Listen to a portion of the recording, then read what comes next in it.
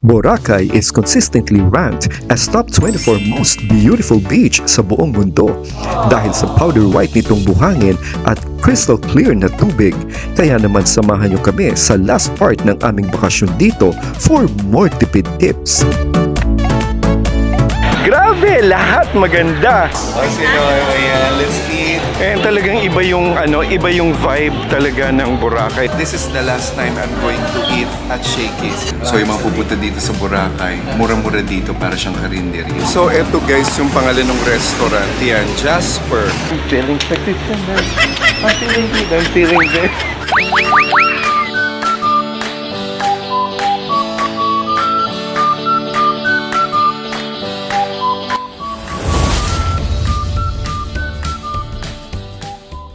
So this is your final afternoon here. Are you excited? I will be checking out now. I'm going to the lobby. See you. So ito na yung aming huling hapon. Sabi nga kapag ka, diba, you're enjoying, napaka-iksi ng oras. Ayan, so we are going in the beach again. Imaginein mo natuwid na yung lakad ko. Grabe yung yung heel problem ko. Na super lumpu-lumpuhan ako. O ngayon, di ba? Talagang super walkathon na ako na. And I'm feeling petition. I'm feeling it. May nakatingin din sa likod. My God, nakakahiya.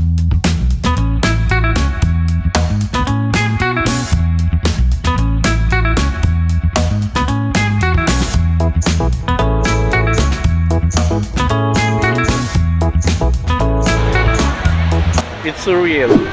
It's the feeling that, you know, like your first time again and again. Even though it's my 6th time already here. Kind of surreal for me. So, totoo ba yung sinasabi na the Boracay has one of the most beautiful sunset ever? Like in the Philippines, aside from Manila Bay. Yeah. Is it?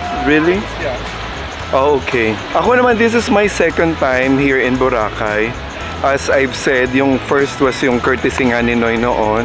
So actually, mas na-appreciate ko ngayon ng Boracay. I don't know, for some reason. Talaga yung una, hindi ako actually talagang para nag-enjoy. Sabi ko, really nothing extravagant. Pero ngayon, I realized na the 2nd time around, mas maganda. Mas na-feel ko, mas na-enjoy ko yung swimming. Like kanina, and then today ulit, and then tomorrow ulit before kami mag-check out. Ayan. Ang saya kasi ang daming tao. At saka pag nandito ka, hindi ka talaga mahihiya na magpo-post ng video, mag-take ng vlog, mag-TikTok, mag-take ng so much picture, for social media postings and all. Kasi a lot of the people are very aware and they're not really conscious. So parang lang, makikipagsabayan ka rin, ganon. Ayan. One of the best sunset in the Philippines ang Boracay, kung kaya naman 5 p.m. to 6 p.m. is the best time to walk along the beach for you to witness the beautiful sunset.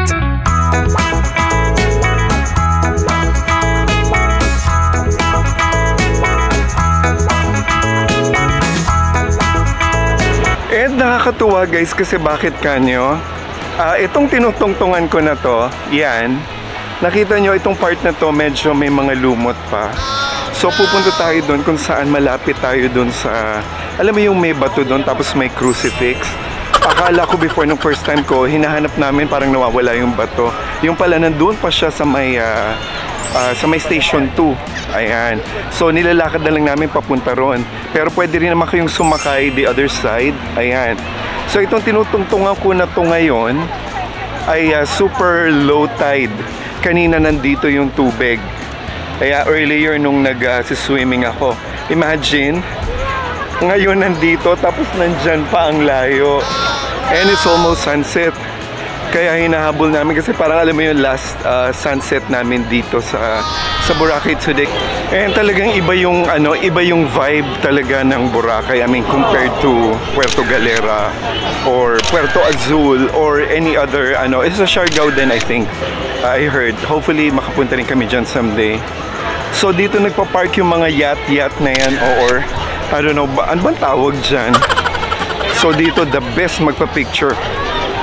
Dyan.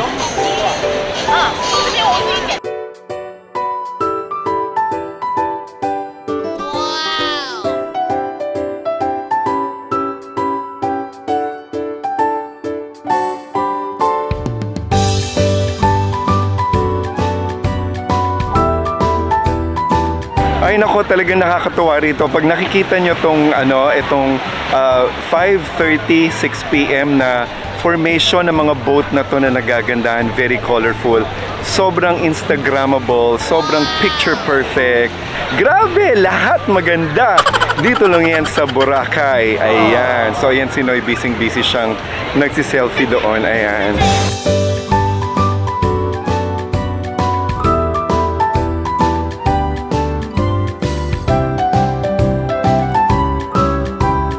Hours later. Hello mga kachinoy! So it's dinner time, ayan. Hindi ako nakapag-swimming kanina. So tonight ay nandito kami sa Shakey's and nagano lang kami ng bunch of lunch. Ayan. Of course, I am very happy. We are very happy, Noy and I, dahil nandito si Beshi Chucha! Ayan. O si Noy, ayan. Let's eat. Ayan. Sabi nga wala rong malayo at walang malapis. Kung gusto mong marating at mapuntahan, talagang pupuntahan mo siya. Ayan. So, let's eat! So, Shakey's, just a quick review. The last time na kumain ako kami ng Shakey's nila ate, way back in 2018. So, grabe ang deterioration. Kasi maliit pa lang kami kumakain na kami sa Shakey's. So, I know exactly kung ano yung pinakaiba ng lasa noon tsaka ngayon. Let's talk about pizza. So, ang pizza, this is a thick crust pizza. So, basically, soft ang pizza. Pero yung crust niya, it's too tough. Para siyang crackers yung ilalim, overcooked. Ang chicken, overcooked din siya. Medyo mapait siya. And it's not juicy at all. Ang spaghetti, I swear to God, mas masarap pa yung spaghetti na niluto sa bahay. Yun lang. And I said to my beshies, this is the last time I'm going to eat at Shakey's. Itagaan niyo yan sa bato. 24 hours later. Huling gala na this morning before our checkout at noontime. Kaya naman hanap muna kami ng makakainan for breakfast ng masarap yet reasonable price.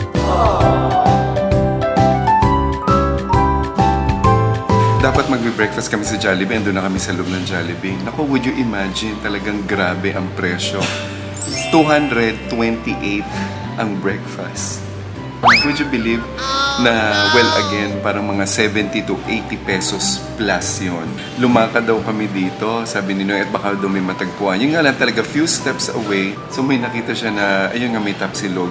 Ayun, to sa harap mo pa mismo makikita mo yung before McDonald's, ayan. So yung mga pupunta dito sa Boracay, mura-mura dito para siyang karinderya, ayan. Tapos ayun, 110 lang yung corned beef, 100 nga lang yung long silog. Ayan, so ako naman, corn silog, ayan. So after breakfast ay pupunta na kami sa beach para sa huling swimming. Siguro mga 1 hour lang and then magliligpit and mag-check out na. Ayan. So andito na yung... Good morning!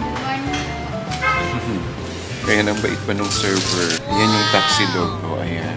Tapos ito na yung corn silog nila. Ayan. Okay na siya, may pipino pa. Samantala sa Jollibee. Parang wala lang. And then yung coffee nila, at least very reasonable. Imagine mo for 25 pesos lang. Yun nga lang, it's only 3-in-1. So, bukod sa very economical yung price ng pagkain. Maganda rin yung lugar nila. Katabi lang siya ng road. Bukod sa ground floor, meron din silang second floor. Ayan, and it's air-conditioned.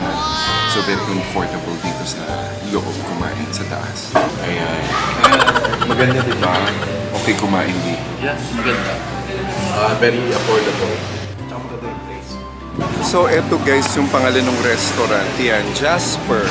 Since 1995, ayan, very economical and maganda, malinis yung loob nila.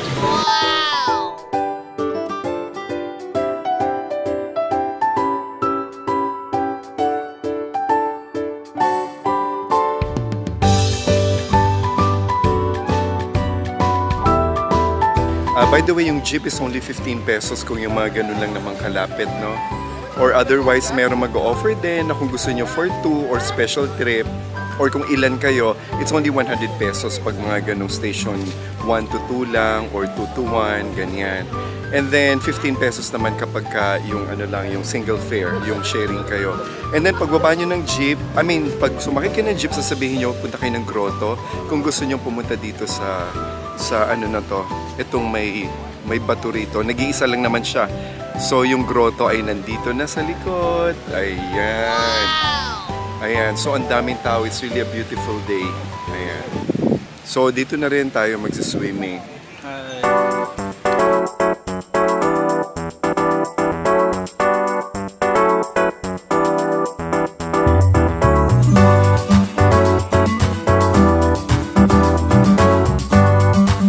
Ayan guys, ilang steps lang naman yan sa grotto. It's basically man-made. Ipinatong lang siya dun sa bato. So pupunta tayo dun sa taas para makita natin at makaakyat. Nothing significant pero it's cool, diba? At least may grotto sila dito. Ayan lang yan sa likod ko. Ayan.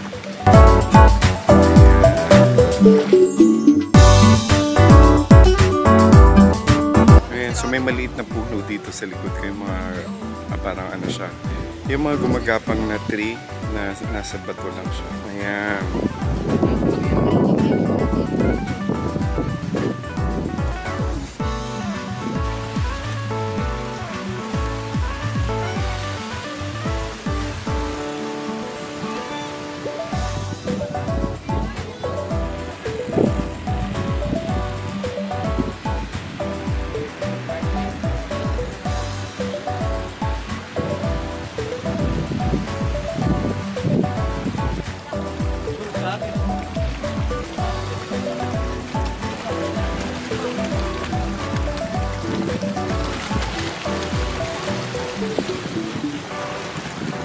Ayan, so lumusong na tayo dito sa gilid ng bato.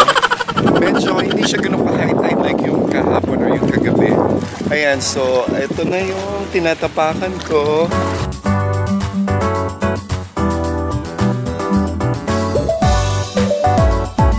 Mga ka-Chinoys, nakikita nyo ba ang napakarami at maliliit na isdang ito? Grabe, para silang nakikiramdam lang at nakikipaglaro sa amin. Naisip ko tuloy parang ang shrimp nilang kainin.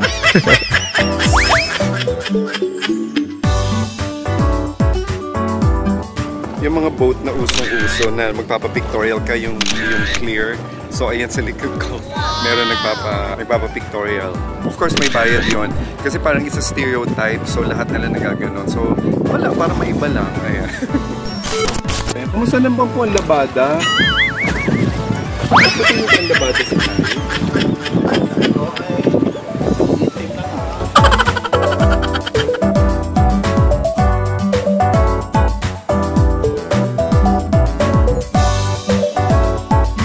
So ito guys, so kita nyo itong mga sa formation ng rock na to. Kung susumahin mo, ito pala yung mga yung mga nanigas na siya ng mga shells. Ayan, oh. So nag-form na siya at kumapit na siya dito sa mga bato rito.